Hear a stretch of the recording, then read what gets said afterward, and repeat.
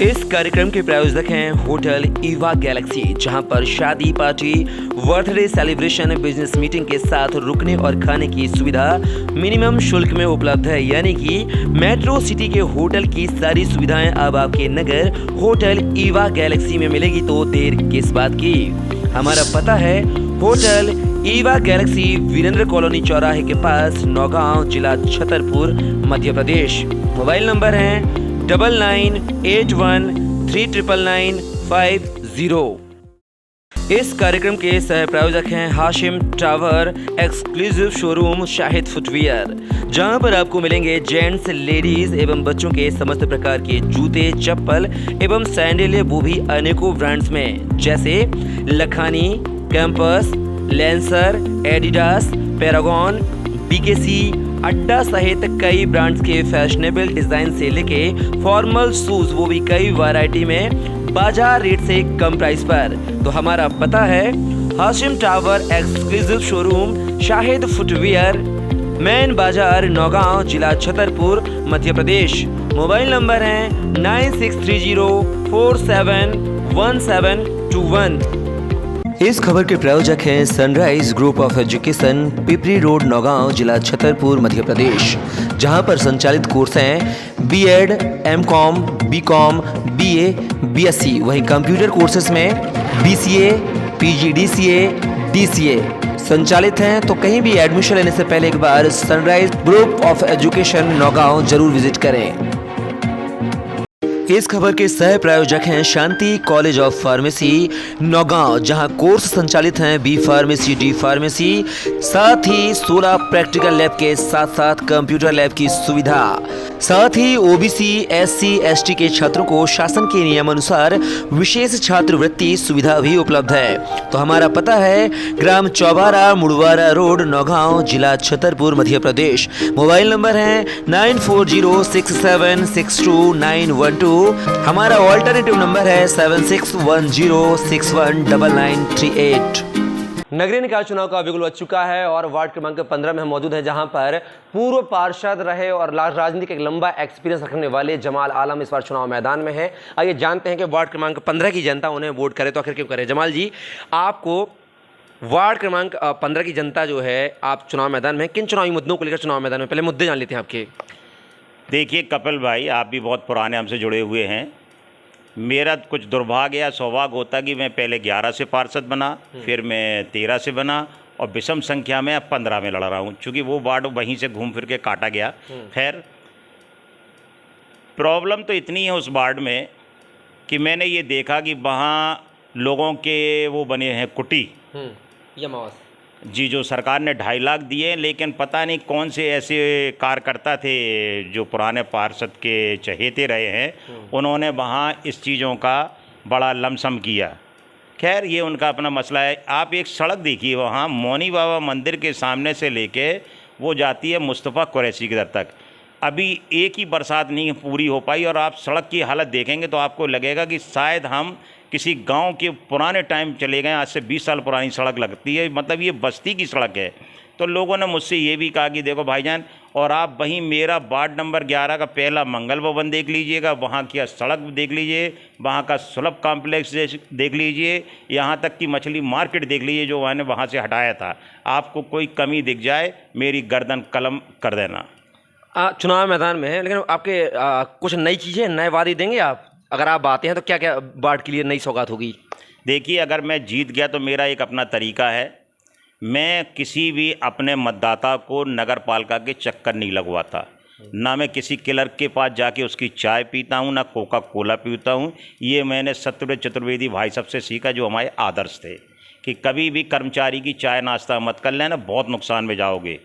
मैं इतना पावर तो रखता हूँ, अभी भी बैठे बैठे नियम के, अगर नियमानुसार उसका काम हो सकता है, करना चाहिए हमको। और हर पार्षद जो भी जीत के आए, भगवान करे जो 20 पहुँचें, मैं सबसे यही कहता हूँ कि काम वो करना चाहिए जिससे नगर में अच्छा वातावरण बने, साफ़ सफाई बने, गंगा जमनी जो तहजीब है, जो दूसरी जगह जानी जाती है, नौगांव अपने आप में एक बहुत प्यारी जगह है और हम सब मिल के आए हैं, हम सब मिल के रहेंगे, चाहे वो गरीब हो, चाहे वो अमीर हो, चाहे वो छोटा हो, चाहे वो बड़ा हो। हम तो, मेरी तो अपनी नेचर में है कि ना मैं छूत मानता हूँ, मैं हर जगह सबको अपने गले लगाता हूँ। वही मैं अपने वार्डवासियों को और नगरवासियों को भी गले लगाऊंगा और अच्छे काम करने का मेरा संकल्प है। जब मैं प्रचार करता हूँ, मैं किसी से रिकॉर्डिंग नहीं कराता, मैं खुद अपने हाथ से खुद प्रचार करता हूं और सेल्फ करता हूं। अगर मैं बैनर भी चिपकाऊंगा, कहीं पोस्टर चिपकाऊंगा, वैसे तो मेरा खर्चा 2-3 हज़ार रुपये में पड़ जाता है। हमें खर्चा करने की ज़रूरत ही नहीं है, खुद बोलना है, खुद मैं दिखाता हूं कि जो वो पार्षद आपके साथ, जो प्रत्याशी आपके सामने आ रहा, आपको मत उसको देना चाहिए। बोलना आता नहीं है, लिखना आता नहीं है, और एक धर्म विशेष से चुनाव नहीं जीता जाता जब तक कि दूसरा समाज आपको वोट नहीं देगा। उन्हें गले नहीं लगाओगे तो वो आपको वोट क्यों देंगे? धर्म विशेष से तात्पर्य क्या है? आपके वार्ड से 5 मुस्लिम हैं, 5 जाटव हैं, चौरसिया हैं, ऐसे कुछ 12 प्रत्याशी, सबसे ज़्यादा प्रत्याशी आपके वार्ड से हैं। तो क्या ये लग रहा है कि धर्म के आधार पर चुनाव मैदान में है बाकी प्रत्याशी? कुछ लोग नगर के ठेकेदारों का सहारा ले रहे हैं। वो चाहते हैं कि वो ठेकेदार अगर सबसे फ़ोन कर देगा, डायरेक्ट तो बोल नहीं सकता क्योंकि समाज में उतना उनका अब कोई जगह बची नहीं है, वो भी फ़ोन कराते रहते। तो मेरा तात्पर्य ये है कि एक मुस्लिम समाज के ऊपर से एक प्रत्याशी जीत जाए, नामुमकिन, इम्पॉसिबल। जब तक आप दूसरे समाज, जैसे दूसरे समाज में हम इधर आते हैं, साहू समाज के कुछ वोट हैं, गिने चुने वोट हैं, गहोई समाज के गिने चुने 10 वोट हैं मात्र, हमारे यहाँ ब्राह्मण वोट भी हैं तकरीबन 16 वोट, 16, 17, 18, 19, 20 वोट हैं, तो 19 प्रेजेंट हैं। और खटीक समाज भी है, साथ में अहिरवार समाज भी है, जाटो समाज है, जिसका हमको बहुत स्नेह प्यार मिल रहा है, इसमें कोई शक नहीं। बाकी सोनी परिवार भी है, लेकिन हमारे साथ सभी धर्म के लोग जुड़े हैं और हमेशा जुड़े रहे। एक मास्टर का लड़का हूँ मैं, मास्टरी मैंने की है, मैं जानता हूँ सबको गले लगाओ और भारत माता के नारे लगाओ। कांग्रेस पार्टी से टिकट मांगा था आपने, क्या वजह रही कि कांग्रेस का विश्वास नहीं जीत पाया जमाल आलम? जमाल आलम, दुर्भाग्य है कि 2 बार हम पार्षद बने और डंके की चोट पे बने और बहुत विरोध हुआ हमारा, तो कांग्रेसियों ने विरोध किया था। और इस बार आप देखिए कपिल भैया, जमाल आलम ने एक शेर सुना था, वो मैं सुनाता हूँ अभी बाद में, पहले आपको टिकट बता दें। भाई क्या हुआ, एक दिन पहले खबर आई कि आप गगन यादव जी के ऑफिस आ जाएं, वहाँ पे बुंदेला जी आए हैं, वो सबकी एप्लीकेशन देख रहे हैं। गए, एप्लीकेशन थी मेरी, पहुँच गई थी। बहुत दुर्भाग्य है कि मैं डायरेक्ट अपने ब्लॉक अध्यक्ष महेंद्र सिंह परिहार जी के यहाँ दे के आया था, चूँकि नगर कांग्रेस का मुझे कोई मिलता ही नहीं था जिसको मैं दूं। खैर, अब जब दूसरे दिन नंबर आए तो सारे जो टिकट मांगने वाले कहना चाहिए कि कैंडिडेट थे, तो वो चले, मेरा नाम नहीं आया, तो फिर मैं चिल्लाया बहुत ज़ोर से कि भैया मैं अभी तो जिंदा हूँ, 2 बार का पार्षद हूँ, I am post graduate diploma holder Jiwaji university Gwalior, मेरा नाम कहाँ है? तो वो जो आए थे, कोई पठान साहब कि खान साहब थे, सागड़ा आयगढ़ के थे, तो उनने कहा आपका नाम तो इसमें लिस्ट में है ही नहीं है। तो मैंने कहा फिर अपनी पुंगू बना लीजिए हमारी एप्लीकेशन की, मैं जी चला। अब जो उनने कहा नहीं आप आइए अंदर। हमने कहा ये, जब बोले नहीं वो मिसप्रिंट हो गया, वो टाइपिंग नहीं हो पाई होगी। मैंने जब नगर कांग्रेस मुझे चाहती नहीं है तो मैं क्यों आपसे टिकट मांगूं? और मैंने कि बस जो पुंगू वाली बात करी हो, अब ज़्यादा तो बोल नहीं सकते, तो मैंने कहा भैया आप ही रख लो टिकट, हम इंडिपेंडेंट लड़ेंगे, चेहरे से चुनाव होता है, वर्कर से होता है। जब मैं रहा तो मैंने पूरी कोशिश की साफ़ सफाई, अब तो डुप्लीकेट साफ़ सफाई है कि सिर्फ सड़क के ऊपर हो गई, मेन रोड के ऊपर, बाकी नालियाँ आपसे ज़्यादा कोई नहीं जानता है। पत्रकार घुसते नहीं है उसके अंदर, नहीं तो घुस जाए तो शायद इधर घुसेंगे तो अगली बरसात में बढ़ा नदी पहुँचेंगे, इतनी भरी हुई है आज की तारीख में नाली।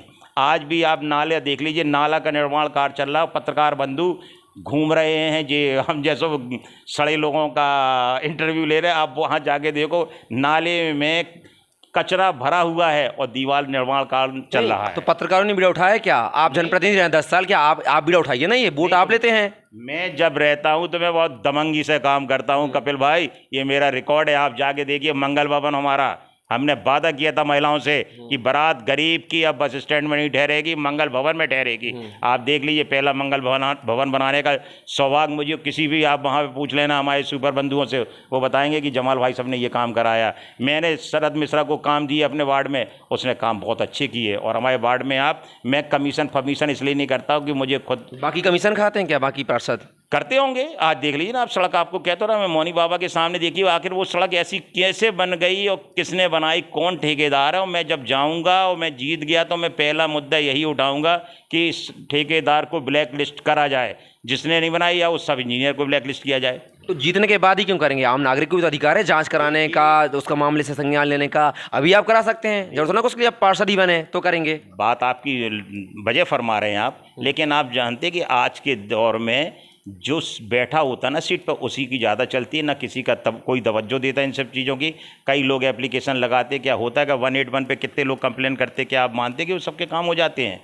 वो आपने जो बीड़ा उठाने का, ये अब मुद्दा आया है और इस पर चाहेगा कपिल जी, आप लोगों की दुआओं से, आप लोगों के स्नेह प्यार से मुझे पहुंचने तो दो। जमाल आलम का एक हाथ जब टेबल पे घलता है तो आवाज़ बाहर आती हो, बता देते लोग कि जमाल ने कुछ कहा होगा, टेबल पे दिया भड़ाक। आपने कहा कि आप पोस्ट ग्रेजुएट हैं, डिप्लोमा होल्डर हैं, तो क्या आप उन प्रत्याशियों पर सवाल खड़े कर रहे हैं जो आपके वार्ड से चुनाव मैदान में है? क्या वो पढ़े लिखे नहीं है क्या? बराबर। आप प्रत्याशियों की सबकी देख लीजिए, ये 12 प्रत्याशी हैं। अगर कोई MA DPEd हो तो आप बता दीजिए, किसी ने डिग्री लिखी हो, लिख ही नहीं सकते भाई। जिसकी जो डिग्री होगी वो तो लिखेगा, हम भैया MA पास हैं, हम गवर्नमेंट जॉब में नहीं आ पाए, तो हमें अपनी डिग्री बताने में गम नहीं होता है, खुशी होती, ताकि दूसरे आने वाला जो कल है जब चुनाव लड़े तो वो थोड़ा पढ़ा लिखा जाए। अनपढ़ जाएगा जब वो एप्लीकेशन ही नहीं पढ़ पाएगा, कर्मचारियों के सहारे रहेगा, तो वो वार्ड का विकास क्या कराएगा? आप खुद बता दीजिए कपिल जी। आपने लोगों का कहना है कि जमाल आलम हर बार पार्षद के चुनाव आते चुनाव मैदान में खड़े हो जाते हैं। अब वो बुजुर्ग हो गए हैं, उनको राजनीति से संन्यास लेना चाहिए और एक मार्गदर्शक की भूमिका निभानी चाहिए युवाओं को लेकर। युवाओं को आगे करें, उनके लिए वोट मांगे, उनको समझाइए दें, उनको मतलब एक रणनीति तैयार करें उनके लिए, ना कि खुद चुनाव मैदान में उतरें। क्या कहना चाहेंगे? जमीन में बैठकर क्या आसमान देखता है, पर खोल जमाना आसमान देखता है, जमाना उड़ान देखता है। बुढ़े वो होते हैं जिनको कुछ करने की ताकत नहीं है। मैं 61 वर्षीय हूँ, इस बात का मुझे फ़ख्र है। और आज भी फिटनेस है, थोड़ा पैर में प्रॉब्लम आई स्पोर्ट्स की वजह से और मैं ट्रेन से गिर चुका हूँ, इलाज चल रहा है। लेकिन लिखा जाता है हाथ से, बोला जाता है मुंह से, पैर से नहीं होता है। मैं फिर रहा हूँ, अगर मैं प्रत्याशियों मतदाताओं तक जा रहा तो मैं कौन सा बुढ़ा हूँ, कहीं से लग रहा हूँ आपको? जितने प्रत्याशी चुनाव लड़ रहे हैं उनमें मैं सबसे भारी हूँ, सबसे ताकतवर हूँ। ज़रूरत पड़ जाएगी ब्लड की तो 2-3 बोतल ब्लड तो मैं ऐसे ही डोनेट कर दूंगा यार। उनको जहाँ तक सवाल यंग पीढ़ी का, तो पहले वो सक्षम तो बने। सक्षम बनना नहीं चाहते, आप पहले पढ़ें लिखें, आप तालीम लें। और अब जो आने वाली पीढ़ी में उससे यही गुजारिश करता हूँ कि वो तालीम के साथ आए, पढ़ी लिखी होगी, हर चीज़ समझेगी, शासन की योजनाएं जो आएंगी वो गरीबों को बताएंगी। मैं तो बैठे बैठे बड़े बोल नहीं कहता, मैंने सुप्रीम कोर्ट तक लड़ा है केस रेलवे से, और उस महिला को 7.25 लाख रुपए दिलाए। इसी वार्ड नंबर 15 में लोग तो कह रहे चुनाव में पहुंचे हाथ जोड़ के। मैं तो अब अंदाज लगा लीजिए, मैं पार्षद था 11 नंबर से, जब कोर्ट से केस लड़ा, अभी 3 महीने पहले फैसला आया, 7.25 लाख रुपए उस महिला को मिला। किसी महिला का मकान गिर गया, सबसे पहले जमाल आलम जाते हैं और बताते हैं, जो हमें पता है कि इस तरीके से काम किया जाएगा तो इस महिला की जो मदद हो जाएगी, इस पुरुष की जो मदद हो जाएगी। बच्चों को कैसे स्कॉलरशिप दिलाई जाए। आज ही एक महिला ने मुझसे कहा मेरे बच्चे का ऐसे प्रॉब्लम है, प्राइवेट स्कूल में पढ़ रहे हैं, उसका नाम कटाना है, पैसे की प्रॉब्लम है। हमने आप बेफिक्र रहिए, 13 तारीख के बाद हमें टाइम जैसे ही मिलेगा पहले काम आपकी बेटियों का होगा, क्योंकि बेटी पढ़ाओ देश बढ़ाओ। तो मैंने प्रॉमिस किया है, चाहे मुझे पैसा देना पड़े। जमाल आलम वार्ड क्रमांक 15 चुनाव मैदान में है। अंतिम 2 सवाल है मेरे, शॉर्ट में जवाब दीजिएगा। क्या वहाँ पे मुस्लिम प्रत्याशी जो 5 हैं, तो क्या मुस्लिम को हराएगा? हम मुस्लिम को नहीं हरा रहे, हम तो जनता का दिल जीत के जनता को दिखाना चाहते हैं। और जो आप जैसे पत्रकार अगर ये क्वेश्चन करें, हम मुस्लिम नहीं, हम तो सबको लेके चलते हैं। हम यानी ये हाथ, मजबूत हाथ, ये हाथ होना चाहिए मजबूत, यानी हिंदू मुस्लिम जब सब मिलके काम करेंगे। मैं बार बार कह चुका हूँ, समाज नहीं जिताता है, हम दूसरे लोगों के भी मत लेंगे। और कपिल भाई, वो दिन दूर नहीं है कि आप उसी दिन मिठाई खिलाओगे, हम नहीं खिलाएंगे। हम तो भैया नकड़दम आदमी हैं यार। हमारा तो सिर्फ एक ही कहना है, फानूस बन जिसकी हिफाजत हवा करे, वो समा क्या वजह जैसे रोशन खुदा करे। अगर चुनकर जाते हैं, पार्षदों को अध्यक्ष चुनना है, तो जमाल आलम किसको वोट करेंगे, बीजेपी को या कांग्रेस को? हाँ, ये बात बहुत अच्छी आपने कही। मैं वो अध्यक्ष बनाने का प्रयास करूंगा जो हमारे नगर हित में होगा। ना मैं भाजपा, ना मैं कांग्रेस, मैं इतने मामले में तो कंप्रोमाइज़ कर जाऊंगा, चाहे वो बीजेपी हो, चाहे सापा हो, चाहे बीएसपी हो, चाहे कांग्रेस हो। हाँ, प्रत्याशी नगर हित के लिए काम करेगा। जमाल आलम भी बिल्कुल डंके की चोट पे उसी को देगा। नहीं, प्रत्याशी भी सामने मैदान में है पार्टी से। अगर कांग्रेस, मैं बात करूं, कांग्रेस आरक्षित सीट है नगर पालिका नौगांव, कांग्रेस से जो संभावित चेहरे कहे जा रहे हैं वो अजय दौलत तिवारी, संजय अग्निहोत्री और सावन सिंह, ये 3 नाम आ रहे हैं मैदान में कि ये हो सकते हैं, इनमें से कोई एक हो सकता है चरण का दावेदार। बीजेपी में अंजुल सक्सेना, सूरजदेव मिश्रा और श्याम सुंदर अडरिया या अभिलाषा शिवारी भी हो सकती है ओबीसी कोटे से, अगर सहमति नहीं बनती है आरक्षित सीट पर। तो इनमें से पसंदीदा चेहरा कौन सा है जमाल आलम का? तो फिर जमाल आलम ही बेस्ट है। जब ऐसी कंडीशन आएगी तुम उसको वोट नहीं दोगे, हम उसको वोट नहीं देंगे, तो जमाल आलम तो खड़ा है हमेशा कपड़े उतार के, कुर्ते ही तो फैलाने की, भैया अभी वोट मांगे थे, तुम लोग लड़ो ना, नौगांव की तरक्की चाह रहे, तो जमाल आलम का 10 साल का एक्सपीरियंस काम में आएगा यार, अपन खुद प्रत्याशी बन सकते हैं। मतलब ये 6 प्रत्याशी आपके लायक नहीं है जिनको आप वोट करें, से जमाल आलम खुद चुनाव मैदान ताल ठोके। और इस बार निर्दलीय प्रत्याशी भी ज्यादा संख्या में पहुंचने की आशा है परिषद में, तो क्या निर्दलियों को साथ लेके जमाल आलम अध्यक्ष की कवायद करेंगे? निर्दलियों की सरकार जिंदाबाद। इसको तो बहुत हो गई अर्दली, नगर पालिका में बनेगी निर्दलियों की सरकार, इसमें भी कोई शक नहीं। अगर मौका आएगा तो निर्दली को बना देंगे। चलिए, बहुत बहुत शुक्रिया आप हमारे साथ जुड़े। चलिए कपिल भाई, आप याद रखिएगा 18 तारीख को जब रिजल्ट आए तो मिठाई साथ में रखिएगा। आपको कसम है, भगवान कसम पत्रकारिता की, जो तुम मिठाई न खिलाओ, हमसे उम्मीद न रखियो। नहीं, मैं आपसे वादा कर रहा हूँ, आप जीतेंगे, मिठाई खिलाऊंगा आपको। चलो, थैंक यू, शुक्रिया, नवाजिश। भगवान आपको दिन रात चौगनी तरक्की दे, आपकी आवाज़ में ताकत दे और आप नगर हित में हमेशा लड़ाई लड़ें। थैंक यू, शुक्रिया, नवाजिश। ये थे हमारे साथ वार्ड क्रमांक 15 से निर्दलीय चुनाव मैदान में कूद रहे जमाल आलम। एक लंबा एक्सपीरियंस राजनीति का, कह रहे हैं कि इस बार बीजेपी कांग्रेस नहीं, वो खुद चुनाव मैदान में अगर निर्दलीय आते हैं तो वो खुद अध्यक्ष बनाने के लिए लोगों से कुर्ता फैलाएंगे, वोट मांगेंगे पार्षदों से। फिलहाल देखना होगा कि 18 तारीख के नतीजे आने के बाद क्या तस्वीर साफ होगी।